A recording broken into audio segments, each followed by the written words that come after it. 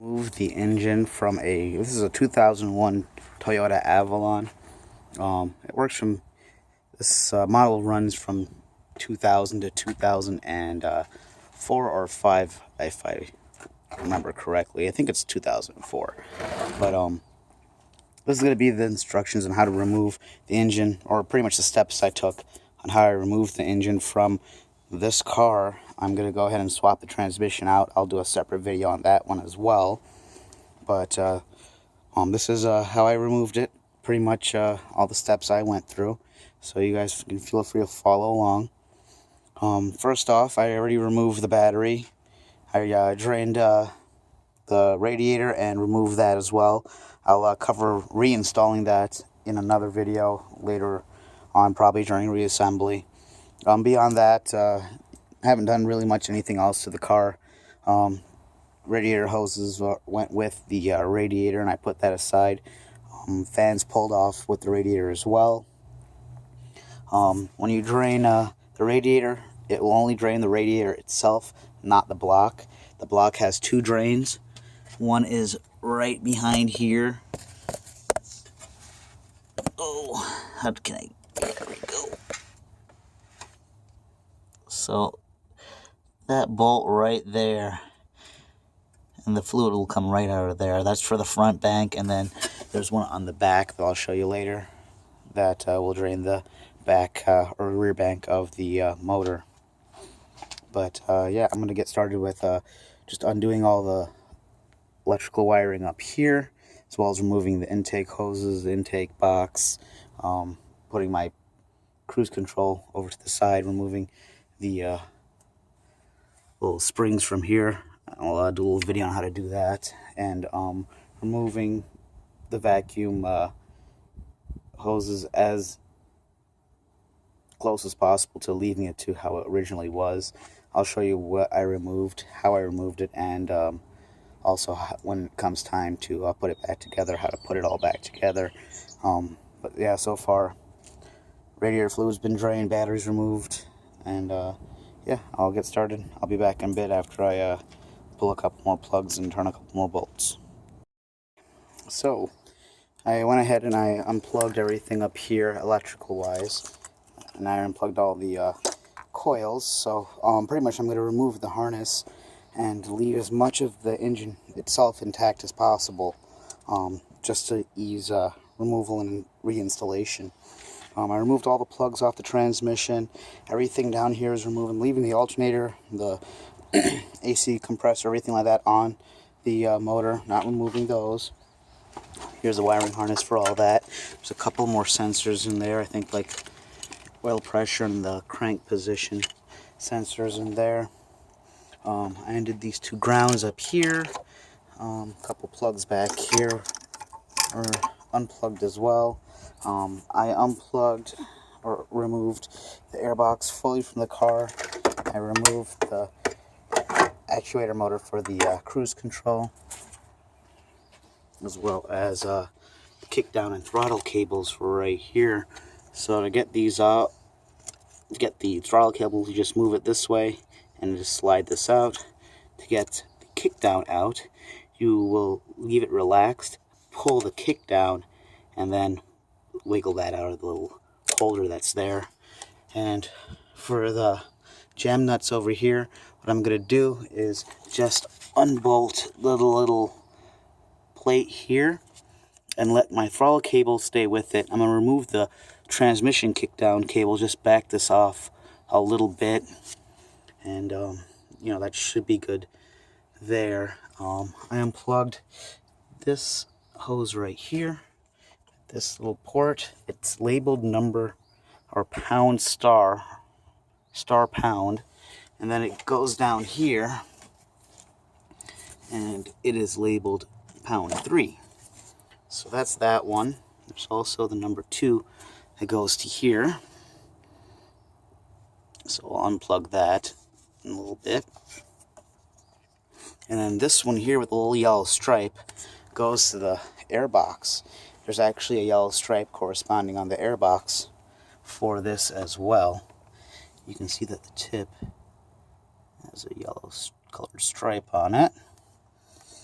This right here also goes to the airbox. I think it's emissions related or evap related, something like that. So I'm going to start removing these. I removed the entire intake over here just by removing the 2 screw clamps here. There's 10mm bolts, and pulling the entire thing out as one giant assembly with the mass airflow meter and everything still attached. The airbox was 3 10mm bolts, roughly that same positioning in the box. Not very hard to let's just pick up the air filter. They're right there. Unplugged my throttle position sensor, and I think a solenoid of some sort. Not sure what it is. Don't really care. It's not bad. Unplugged all the wiring on this side. And the only wiring that's left really is the wiring underneath that will get unplugged once I remove this piece of the intake manifold, and only this part of the intake manifold is being removed. And I'll show you my plans for pulling the motor in just a bit once I pull some more things out of here and get this a little bit more tidy. So I'm back. So as things have progressed here pretty quickly, I removed the upper piece of the intake manifold. There's a lower piece still in there. It's just these 4 8mm hex bolts. Those pull right out with the proper Allen key. It's a Allen or a hex. I don't remember what it's called, but it's 6-sided. And yeah, just pull that out. There's a couple of wires on the back, ground straps, and then there's a piece of metal that holds it to the block as well. Make sure you pull that off. It's just a support bar. On this side, I've removed the starter, moved the intake manifold, coolant lines, pretty much everything.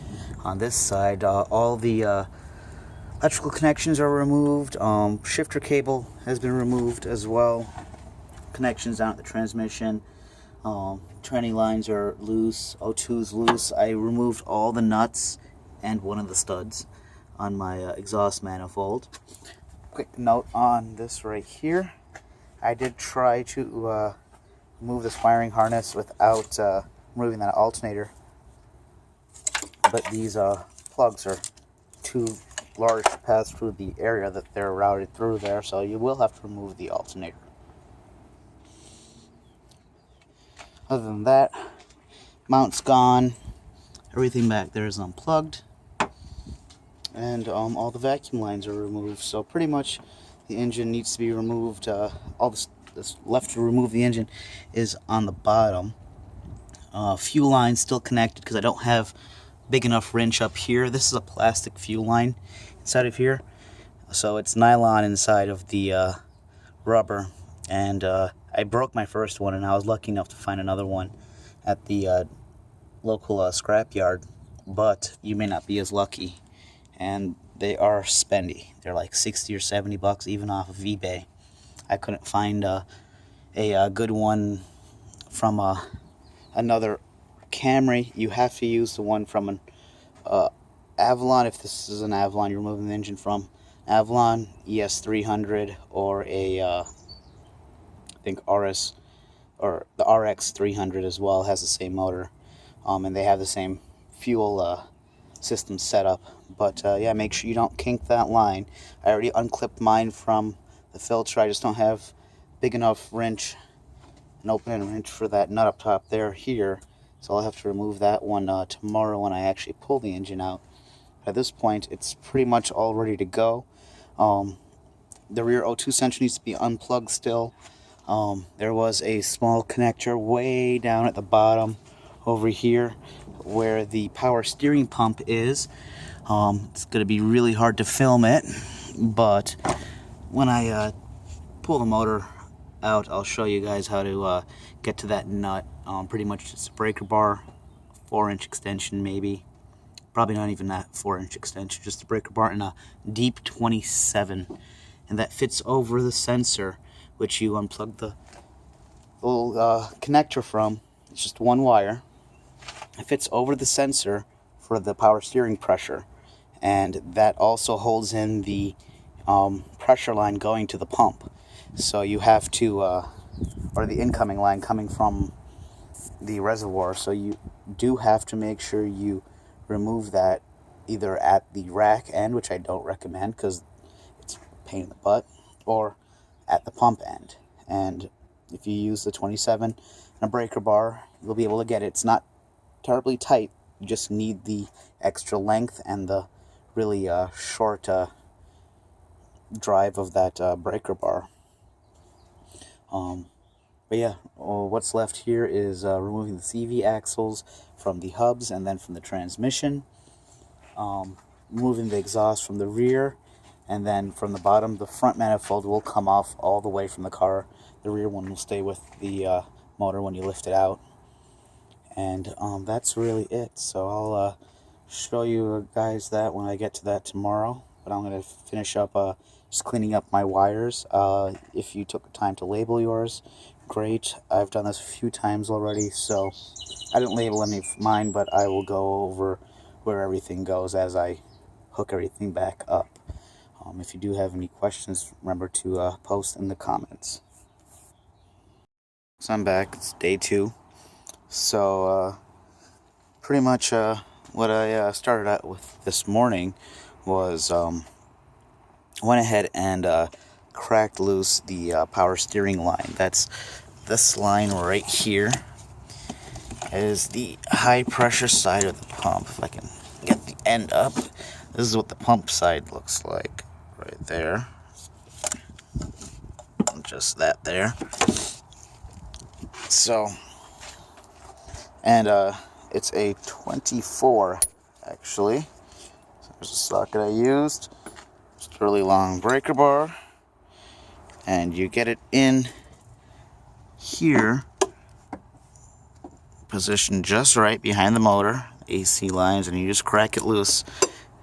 It goes right over the top of the sensor. It's a sensor and it's a bolt, all at the same time. So this is it.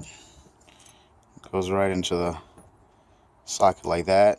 It holds the high pressure line on the pump. So this also contains the electrical fitting for the power steering pressure sensor. Also has this little guy, which is pretty much a crush washer. I'm not going to replace it because it's not even brass, it's steel. But yeah, that goes between the actual pipe fitting and this, and then where this screws down into the actual back of the power steering pump. And I'll get a couple of shots of that when I pull the motor out of the car and make it easy for everyone. Trick with this is make sure that you remove this before you release the tension on the belt for the power steering pump. That's because the pump's going to flop around back there, and it'll make this really hard to crack this loose. It's on there with some pretty good force. I'm not sure for torque specs, but it was pretty tight. So, but beyond that, let's see. I also removed. I couldn't find my big wrench to get the fuel line disconnected from the fuel rails, so I just removed the rails by the 10mm bolts, and I just picked it right up off the injectors. No big deal. Put that in a nice safe spot so it doesn't get crushed and wrecked. And yeah, after that's done there, I'm going to go ahead and jack the car up and get underneath, start loosening up the lower bolts and stuff like that for the transmission mount, motor mounts in the back, as well as the exhaust. So I'll bring you guys back in when I got some more for you. Made some progress here. So move that mount down there. Show the shock absorber thing. Just 2 bolts to go into the transmission. Pull the wheels off. Pull the axle. I had to actually break the seal on that one, the boot seal, and pull that out. So I'm gonna have to get a new axle. won't come out. Same with the other side, seized in there. So yeah, I'm just gonna cut the boots and do new axles with my new transmission. I got the 2 bolts for this pulled out. They're underneath. And this also bolts the transmission. Side here you can do either or. Doesn't really matter. And down here I just undid the 317 millimeter 2 bolts and 1 nut on the ball joint.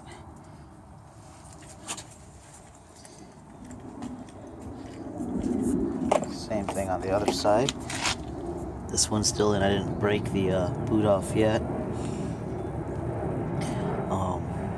But yeah, I undid that one there. And I also removed the tie rod end here on this one so I can get a little bit more wiggle room for everything. So that's that. I'll go underneath and show you what was done there. Alright folks, I'm underneath the car now. So as you can see, the front manifold's removed. The Y pipe is over there. It's just 4 nuts and 2 of those spring bolts. Mine came off pretty easily with the impact. And then these 4 14 mil bolts down here. These have little caps on them. You have to pull those out. And those are the rear motor mount. And that also houses the bearing, the carrier bearing for the axle, which I can't get out of there. So I'm gonna end up using an impact hammer to knock that out once I disconnect this transmission from the engine and it's in the air on the cherry picker. Other than that, straightforward. I already drained the transmission. I didn't drain the oil in the motor since that's not going to spill anywhere or do anything or I'll need to. I'll be back when I have some more updates. So the engine's out of the car. Old transmission is separated and the new to me transmission is back on it. There's only 5 bolts. That one, there's one over there, and there. And then there's 1 in the bottom. 2 on this side right here. And there's 14 back over here. That one there that needs to come out. As well as if you leave your exhaust manifold on, there's a 14 there.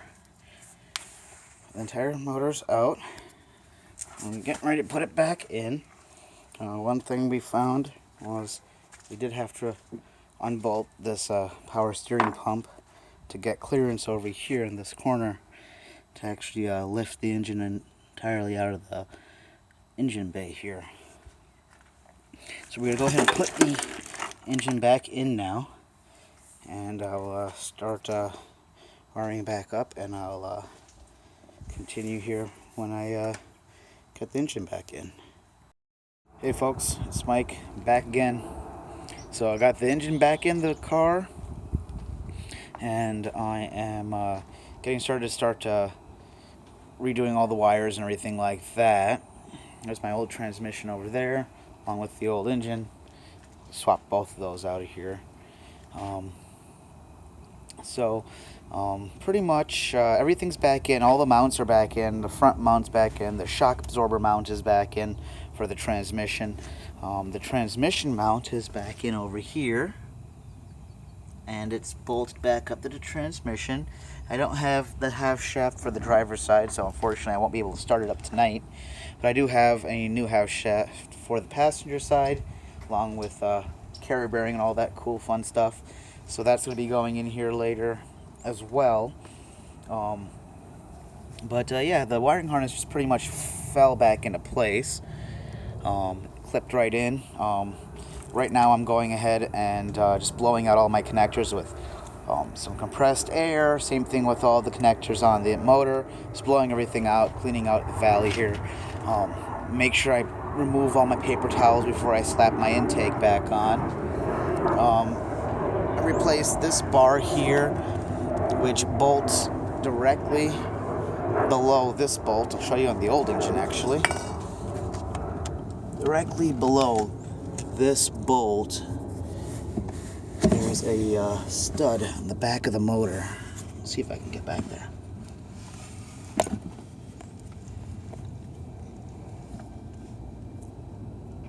So here's a bolt, and it bolts right down here. It's a 12mm bolt. There's also one more on the other side, which holds on the O2 sensor on the back of the motor for the rear bank, as well as it keeps some power steering lines. I'll show you that. That's more easily accessed from the bottom of the motor. But so far I'm just going to go ahead and get everything rewired at this point, and I will get back with some more video here for you guys when I have a little bit more done.